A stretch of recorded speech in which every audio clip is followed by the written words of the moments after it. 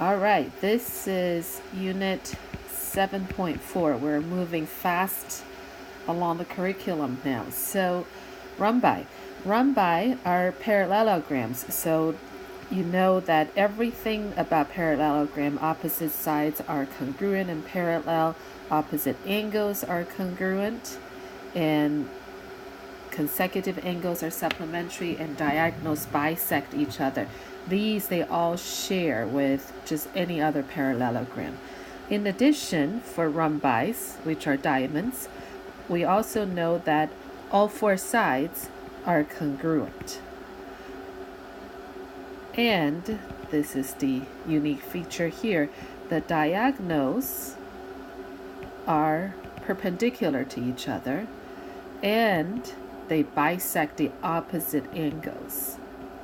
Diagonals bisect opposite angles. So these are something that's very unique about rhombus. So let's see how we can use it. I'm not going to run through too many examples in this unit because these are fairly intuitive. So we have JK at 12, we have JN at 7. So then we know this part must be 7. So let's look at the rest of it. JM should be 12 as well, because all four sides are congruent given that it's a rhombus. JM is, JL. So JL is 7 plus 7, that should be 14. And MN should be 9. Let's see, MN is right here. So how do we do this? We know that this is what we're going to use right here. Remember, the diagonals are perpendicular to each other. So if I have a 7 here already, and I have a 12 here, so MN squared plus 7 squared should equal 12 squared. Make sure that you know that 12 is your hypotenuse. So 12 should be on the right hand side. That's your C standing alone. So MN squared should give me 95. MN comes out to be 9.7. So this is 9.7. And then finally, MK is simply 9.7 times 2. That gives me 19.4. Okay, so it's very unique that that rhombus, for rhombus, the diagonals are perpendicular to each other. So that will help you with using the Pythagorean theorem. Let's look at number 5 here. I have ZY as 34, WY, which is this thing here, is 38. Okay, and then I have ZXY, which is this little angle here, that's at 34 degrees. Okay, so let's look at the sides first. If I have ZY at 34, WZ has to be congruent, and VY is half of WY, so that should be 19. CV is here. So I don't know that one, but here's my right angle. So if this is X, so and this is 19, so X squared plus 19 squared should equal 34 squared. And my X comes out to be 28.2. And then my ZX is simply that multiplied by 2, which is 56.4. Okay, now let's look at my angles. If my ZXY is 34, WX, where is it? WXZ. Oh, so over here has to be 34 as well. So that's 34. And WVZ, which is this angle here, is 90 degrees because for rhombus, diagonals are perpendicular to each other. ZYW. So, okay, so if this angle here is 34 plus 34, which gives me 38, then this big angle must be 180 minus 68, right? Which gives me 112.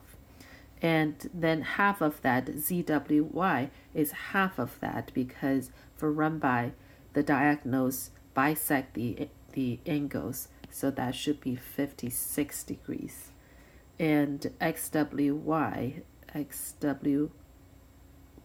must be the same at 56 degrees. You can use either a couple of theories. You can use alternate interior. You can use opposite angles are in a parallelogram are congruent, and then angle bisector is the diagonals. So whichever theory you use to deduct the final answer is, as long as the theorems are correct, the properties are correct, I'm okay with it.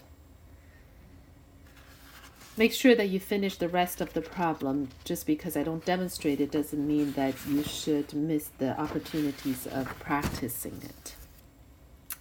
Finally, this is a lot more intuitive. Properties of squares. It has everything, of course, of a parallelogram, but it also has everything that it has for rectangles. So it has 4 right angles and diagonals are congruent, and it has everything, all the properties that rhombus has.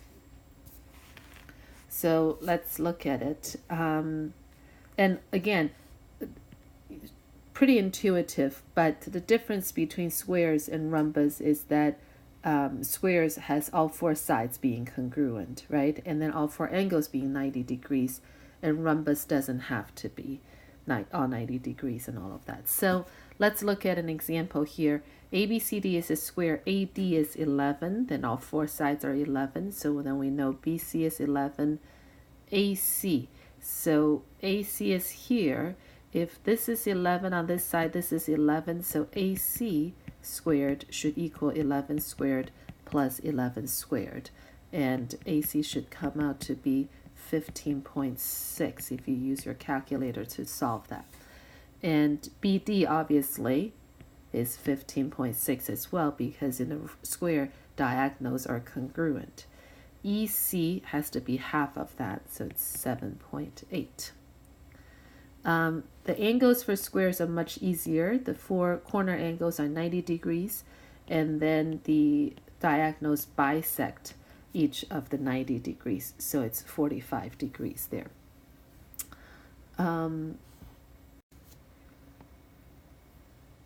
Last demo, let's do number 8.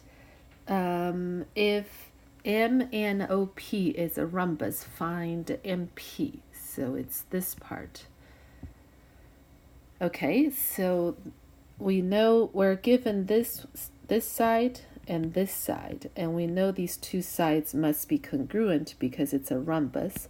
So that will give us the opportunity to solve for x. So it becomes 84, so x should be 14, right? And then to find MP is over here. So so let me find either MN or PO, doesn't matter. So PO is 3 times 14 plus 7. That would give me 49. So therefore your conclusion is MP equals 49 because this is a diamond. This is a rhombus that all 4 sides are congruent. Okay, I'll do another one. I'll do number 11. It appears that very little information is given, but this is where you have to use the properties to find all the hidden information that's been provided. So we know that this part is 7x plus 3. That's 7x plus 3. We also know that because it's a square, this total angle is 90 degrees. So half of that must be 45 degrees. And once you set that up, it's really easy to solve for x.